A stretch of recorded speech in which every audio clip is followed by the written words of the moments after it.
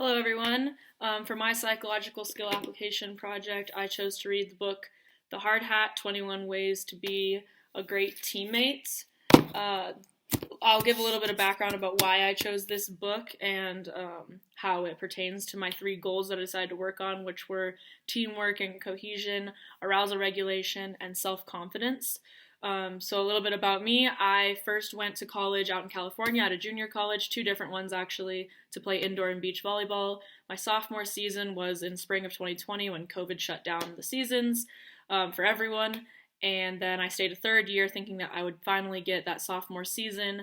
And then California stayed shut down, so I still didn't get that third season. And then I ended up transferring here to CMU to try and play on the collegiate team, but that didn't quite work out in my favor for a multitude of reasons.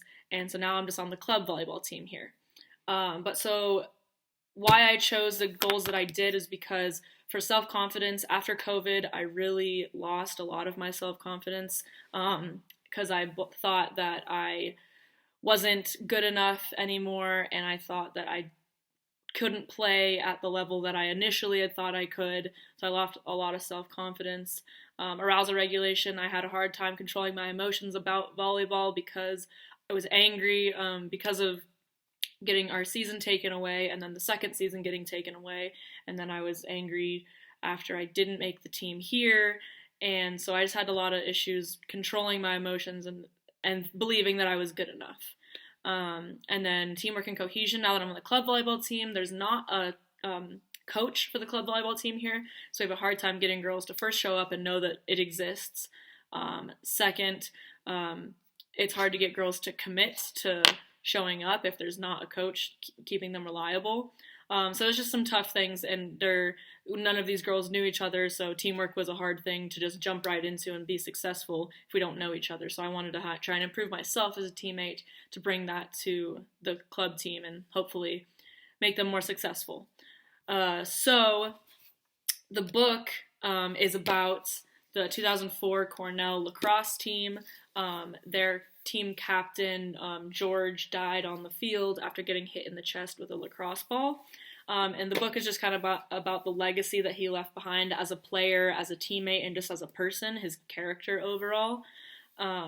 And so the author heard all these stories about George from all the people that were close to him, and then he compiled them all together and then made the 21 Ways to Be a Great Teammate based on the characteristics from George. And so a couple of the ones that I picked out of the 21 that really stuck out to me and that applied to my three goals that I wanted to work on were choose to be humble and hungry, pursue excellence, share positive, contagious energy, don't complain, show you are committed, give all and take nothing, communicate, connect, and practice selfless compassion. My self-confidence goals kind of pertained to the ways choose to be humble and hungry and pursue excellence. And then my emotional control goals kind of pertained to share positive and contagious energy, don't complain, and give all and take nothing. And then finally, the ways that enhance teamwork and cohesion were show you are committed, communicate, connect, and practice selfless compassion. And so through all those ways that I read about in the book and learned what they meant and learned how to apply them to yourself, I decided that I would have little mental check-ins to make sure that I was doing these goals and thinking about them and actively acting as these ways describe. And so I decided that I would at every water break, at every like in between drills and practice, I would run over the ways in my head and make sure that I'm doing it. And if I wasn't, then I would change it for that next drill and try and act on those ways.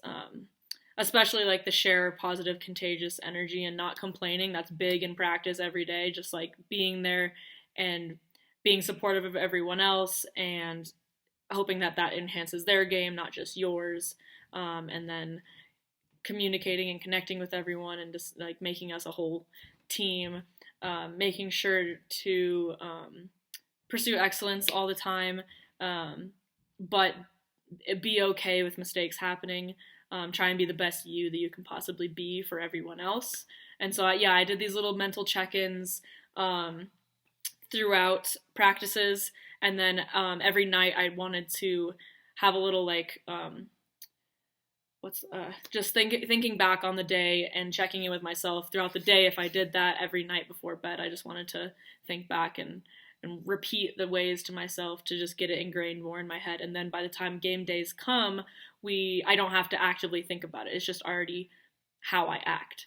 And so these ways actually really helped. Our first tournament, we ended up being fourth, and then the second and third tournaments, we ended up getting second in both of those. So I think our teamwork, it really came together. It wasn't a change of skill. It was just a change of team cohesion.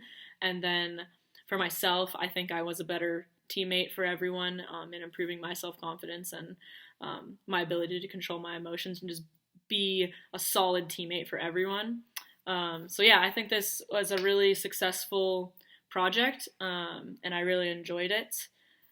And I think I'll use these characteristics going forward as I want to coach, and so I can try and teach these ways and maybe even use this book as a good source when I'm coaching and how to create a good culture and how to create good teammates. So I think this was very useful, and I really liked doing this project.